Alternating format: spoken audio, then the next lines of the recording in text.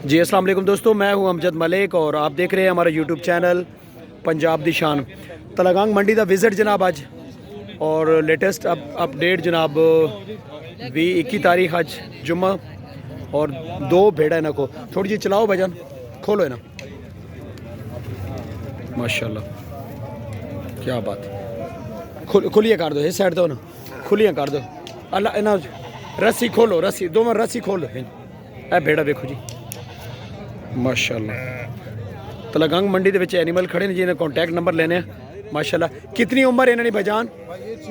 6 दांत। अच्छा वो पूरी हुई है।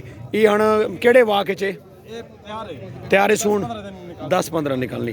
कितने पैसे मांग रहे हो? इस तरह 1.5 लाख रुपया मांगने पे हो? ठीक है। तो उस नंबर ली ना 1 लाख रुपया।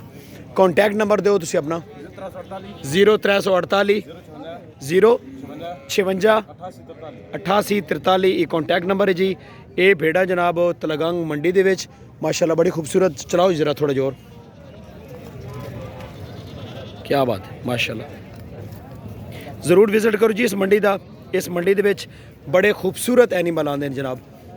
है वेखो भेड़ा है भी भाईजान। इसने कितने पैसे मंगने पे हो? खरीदी जी। अच्छा कितना नहीं खरीदी ने? 1,08,000 नहीं। ये दंदों कितनी है? लवी। अच्छा माशाल्लाह माशाल्लाह 1,08,000 इन्होंने भेड़ खरीदी जी।